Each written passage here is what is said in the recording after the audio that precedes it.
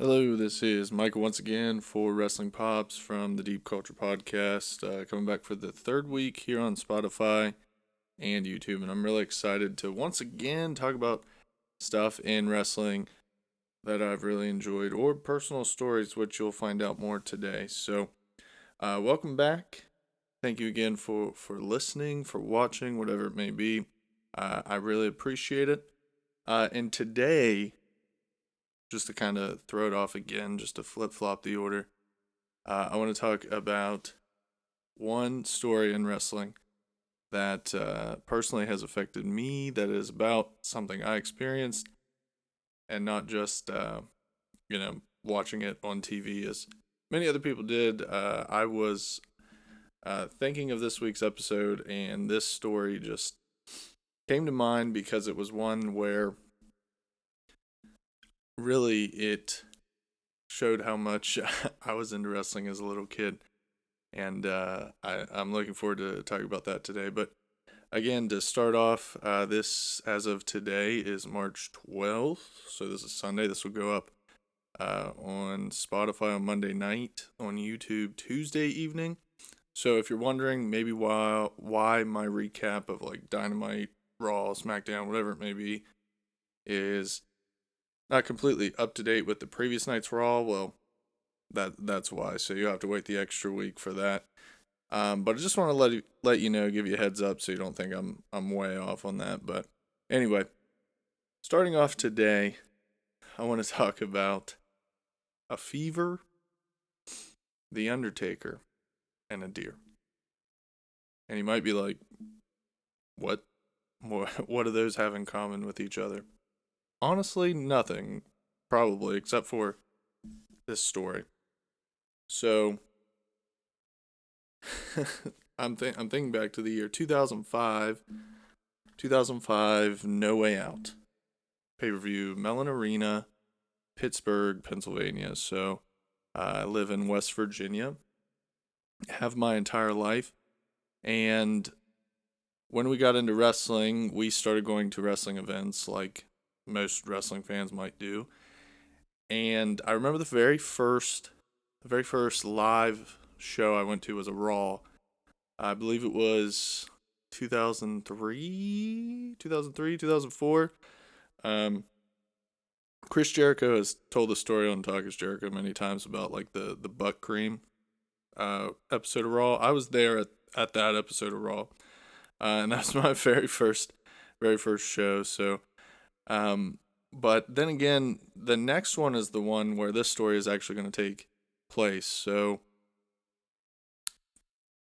we have tickets. We see that No Way Out was going to be in Mellon Arena in Pittsburgh in the year 2005, I believe. I believe it was 2005. I think I said that earlier, and I double checked before, but my memory is fading me for whatever reason. But 2005, I believe, was the year. And we had these tickets for pretty much as soon as they went on sale.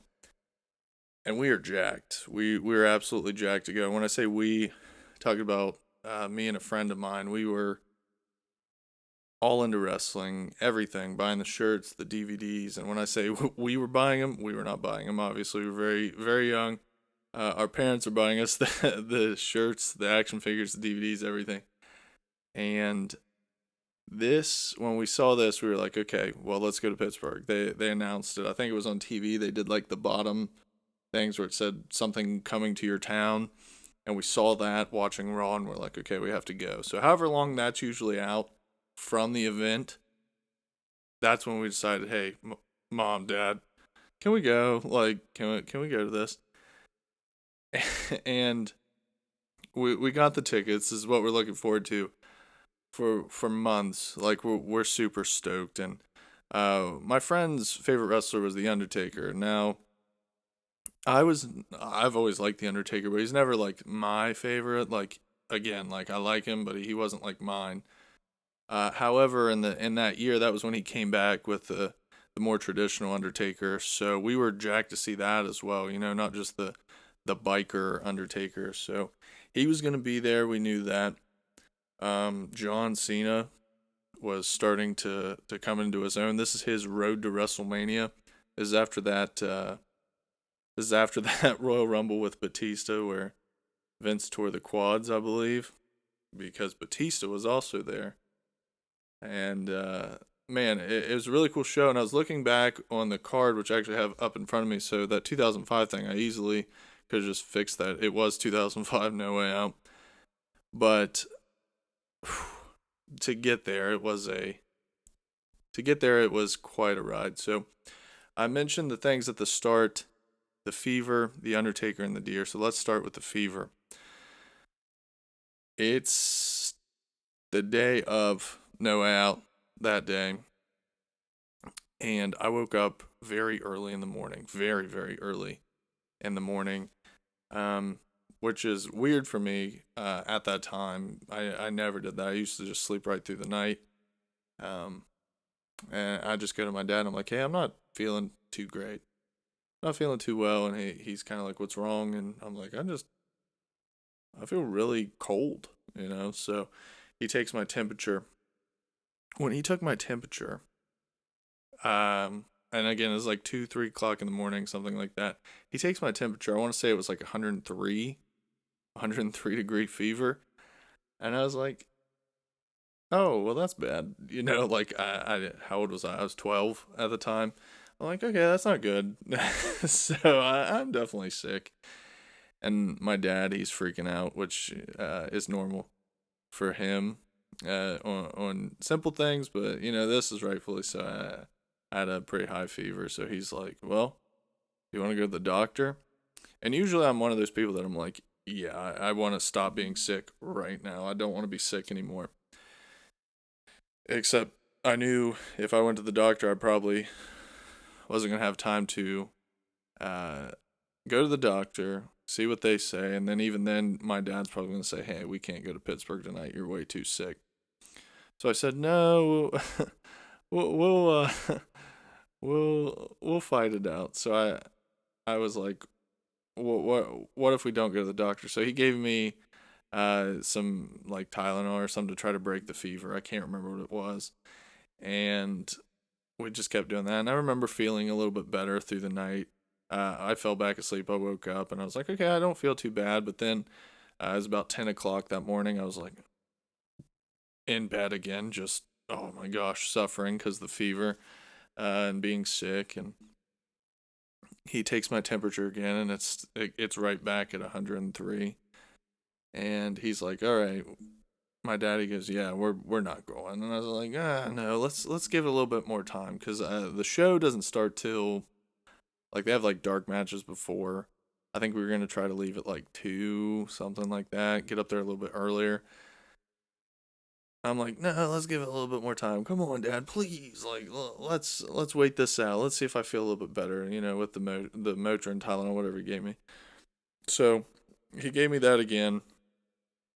And he took my temperature about an hour later, and I had a temperature of about 98.9. I remember it going below 99, and I was like, "See, you know, school they teach us 98.6. Like it's not that far off. I'm okay. We just keep taking that. I'll be fine." So you know, he's thinking about it. He's probably like, I probably shouldn't, but also, man, this kid has been nonstop talking about this for a while, so he tells our friends, "Hey, we're going," and uh, my friend and I and uh, my friend, our dads are also friends, so we all load up in this car. For whatever reason, we took my mom's van too, which I don't remember why we took my mom's van, but we took my mom's like white Ford minivan. I think we took another friend of mine, maybe. I think we did because it was like something where we had 6 people and we had to. So that is true. I think we took somebody else, but we had like 6 people. And we take my mom's van, and I'm like, which is still weird. I don't know why we had to do that, but we get there, and as soon as we get there, I feel miserable again. So at the very start of the show, and honestly, my memory, I don't remember any of this because for a long period of time, we get to Mellon Arena, which is no longer there. Matches start, and it was a long time ago. Don't get me wrong; it was over 15 years ago. But I was in the bathroom as soon as we got there because I was like, man, I feel terrible again. My dad and I are just in the bathroom and he's like freaking out, which, he probably should have been. And as it was I'm like, oh crap, now we're here. I've been looking forward to this forever. And crap, I feel terrible. So my dad gives me another Motrin or Tylenol, whatever it was. I keep saying both of them, but whatever it was, he gives it to me, and it doesn't really help. I remember this time, it didn't really help, and I was really really nervous, really really scared. So my dad also took the thermometer, which I don't know how he got that past. I didn't think he'd probably be allowed to get those things in, but he did. And my temperature was around 100. It was 100 degrees, and I was just still feeling miserable. But anyway, again, here's all the matches I missed. I don't remember. So Charlie Haas, Hardcore Holly, defeating Kenzo Suzuki and Rene Dupree.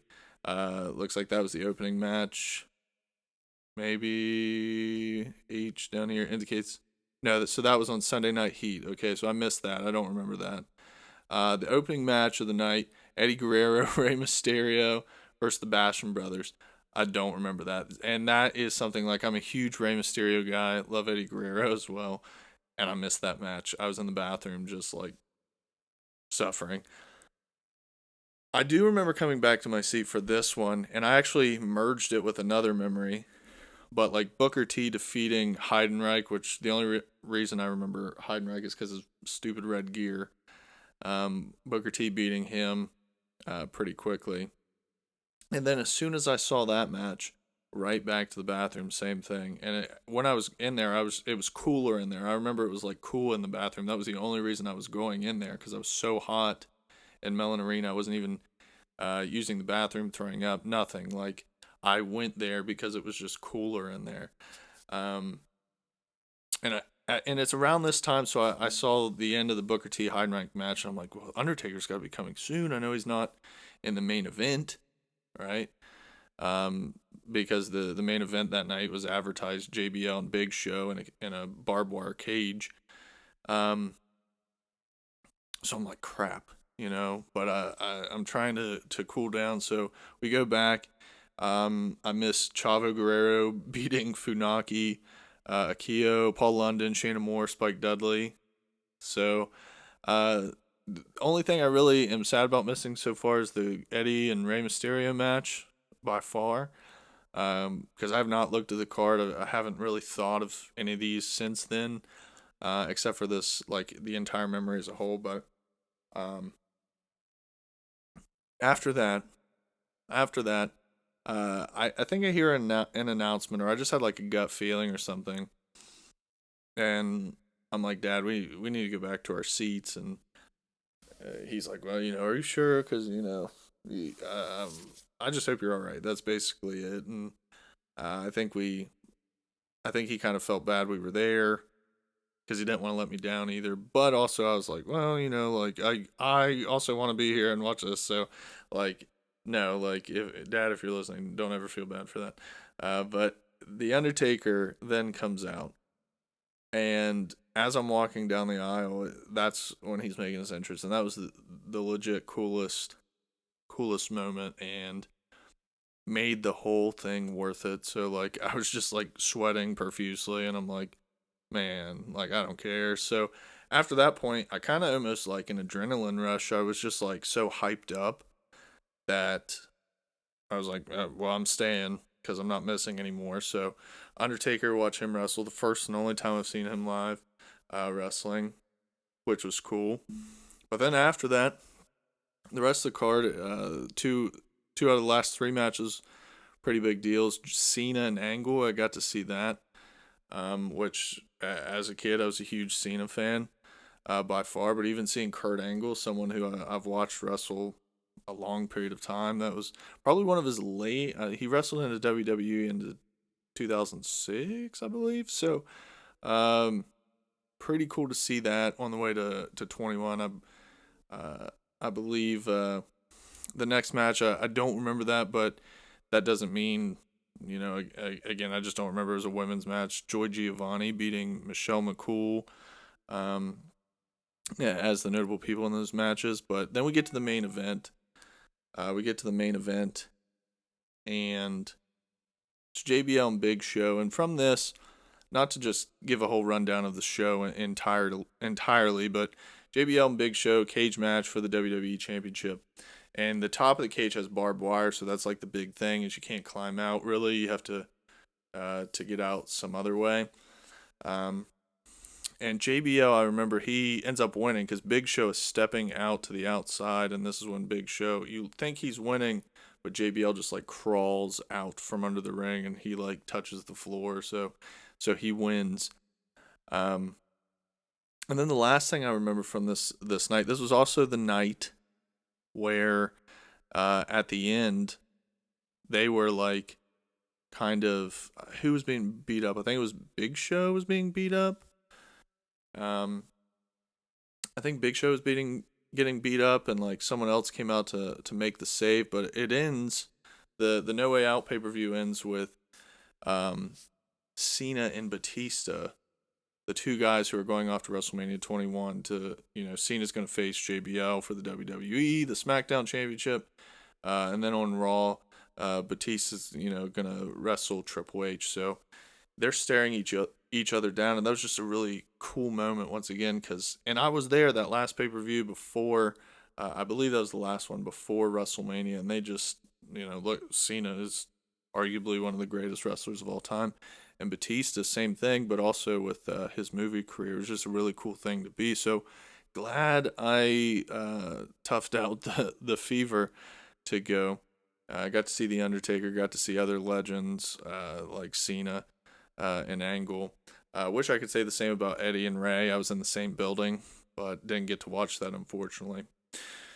Now, to end the story again, I said fever, The Undertaker, deer. We were in my mom's van, and literally on the way home, it's about 2.5 hours of a drive from Mellon Arena to our home.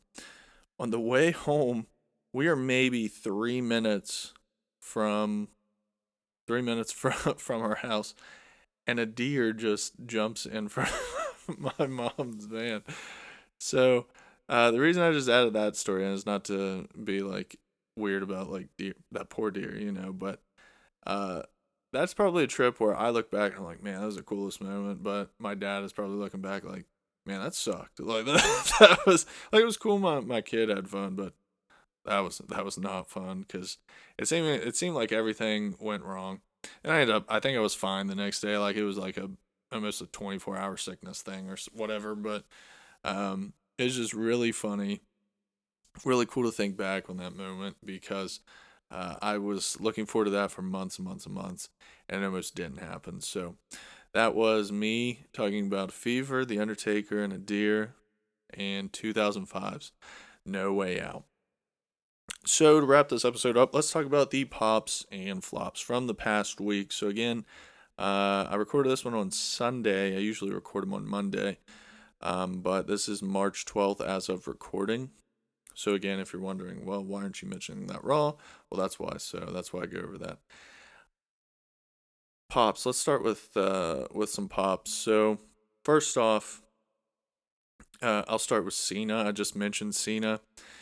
And John Cena is one of those like funny things where we don't realize what we have until he's not there anymore. Like wrestling fans are so funny because for a long time everybody, the cool wrestling fan, let's boo John Cena, and the 50-50 crowds with Cena, and now he's back from doing movies and it's like, oh crap, that's John Cena. Like, oh my gosh, like it's John Cena. Like everybody is so pumped to see him, and it's so funny because just 2 years ago, 3 years ago, it wasn't totally that. So, really cool to see. He deserves it, obviously. But the pop is honestly seeing him on TV, setting up a WrestleMania feud, and I'm looking forward to that. Also, the black shirt that he has, that is something that is definitely his best. I know the other colors there are also cool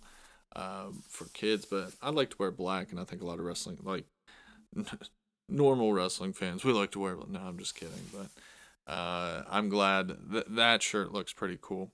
Other pops this week include the Kevin Sammy bloodline angle, and I like the way they're incorporating Cody into that. And WWE has done a really good job of Sami Zayn, that heat, that not heat, but that hype he had from the previous run with Roman. Now they're playing into that with the tags, and they're doing such a good job of building from that to where in the past, like for instance, like Daniel Bryan when he was at WWE, it was like you have to put him in the main event. I kind of wondered how they were going to do this, but they did a very good job of like now it looks like he's going to be in a tag against the Usos. That's what it's building towards. And usually in the past 10 or so years, people would be upset about that. I don't think people are going to be that upset about it. And they've done a really good job of getting all of the people into the places they're going to be for WrestleMania. So the addition of Cody kind of seemingly looking like he's going to be the reason, uh, not the reason, but like a little playing factor in that as well. Getting Kevin and Sammy to go up against the Usos, that looks like a cool. That's been a cool thing to see, and it's a cool tie-in. So, also Jey Uso doing a great job. Uh, I liked that angle as well. Again, each week I feel like the Bloodline could be on here, but I watched Raw and I thought, man, this is a really good segment, and they are definitely to me carrying the show. But I thought this entire past episode of Raw, so it was March 6th. I thought it was a good episode. I will be honest, Raw and SmackDown have been hits and misses for me. I don't always catch those in the past few years, but they're starting to bring me back a little bit. And this bloodline angle has definitely been a reason why. And I thought the whole episode it was good compared to again like 5-6 years ago. I would definitely rate this episode as an improvement on those years. So job well done on that episode by far. Other pops for the week. I will also say the I didn't really like the segment. I guess the match, the segment, whatever, could have been a flop technically, but I like the idea of this next week. So a pop here. The Winnipeg AEW show with the 3 tag teams. Huge match. Looking forward to that. It's it's going to be a really cool thing, and I'm so stoked for that. Again, the segment was kind of wonky, but the pop is what's going to happen, I think, next week. So that's cool, and I'm looking forward to that. Another pop for me, back to WWE, the Hall of Fame induction. So far, I mentioned Rey Mysterio earlier with the No Way Out story. Him being inducted is a pretty cool thing, and I don't think they're going to tie in the Dominic story to his induction. I might be wrong here, but either way, that would be something new. Uh, but I don't think they're going to go that route. Either way, and if I'm wrong, I'm wrong. It is wrestling. It's a story, so I'm not going to predict it or say I know, but um, I could, I guess, see that happening. So pretty cool, Rey Mysterio being inducted, and I'm looking forward to that. I like watching the Hall of Fame speeches. So those are my pops for this week. The Bloodline, Kevin Owens, Sami Zayn, Jey Uso. Again, every week seemingly. The AEW Winnipeg match coming up, the 9-man, and the WWE Hall of Fame.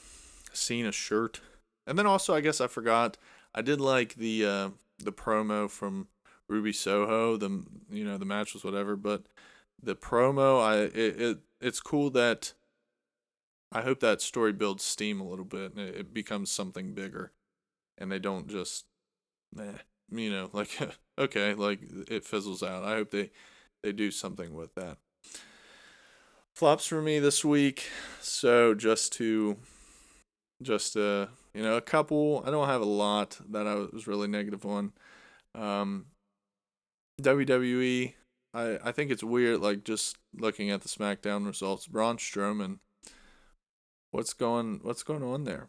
Like I'm not a big Braun Strowman fan. Like I don't dislike him, but he was so over for a long period of time, and Now he comes back to WWE, and it just doesn't seem like it's a big deal. Who cares almost? And I remember reading when there were other people moving up from NXT. It was like, well, he's not even the biggest guy anymore. Well, kind of like leaned out too. Like some of his thing was how bulky he was, how big, but he leaned out. So I saw that he lost this past Friday, and again, someone who looked like it was going to be a major player just hasn't been lately. So flop for me, really, Braun Strowman. What's going on there? Another flop, kind of a similar story. Wardlow. Poor Wardlow, he legit he gets all of his stuff stolen. He wins the TNT title. His momentum is squashed. Not entirely, not actually, not even majorly his fault. A lot of his momentum was just like squandered, and then he loses to Hobbs, and the match just wasn't. Again, it wasn't anything special. So, been a rough few months, seemingly for Wardlow after he was hyped up, but I'm hoping he bounces back, pretty soon. And speaking of bouncing back, like it looked like after Revolution, and this is my last flop for the week, but it looked like after Revolution, AEW was about to like turn everything back around, and they did not capitalize on any of that momentum from Revolution. Some great wrestling, and again, my critique going in was the stories. I need some, and I just, even after Revolution, that opening Dynamite, I was like, okay, like we got another few months till another pay-per-view, like, okay, like, cool. So kind of disappointing that opening Dynamite. Those were supposed to be some bigger shows after the pay-per-view, so hopefully next week is a little bit better. I will be watching. I look forward to it.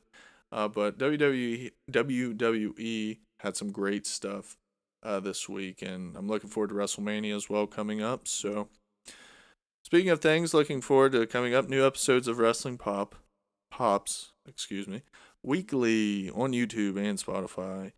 So that's it for me this week. Check out all the socials, Deep Culture Podcast, shameless plug, on Facebook, Instagram, TikTok, Twitter, and YouTube. And also on Spotify, you can check the Deep Culture Podcast out. But also on Spotify, you can check out this podcast and go back and watch the previous episodes where I ask questions. I will give comments on the Spotify page. So feel free to participate there as well. So thank you guys for listening / watching, whichever you did. And I'll see you guys again next week. Be good.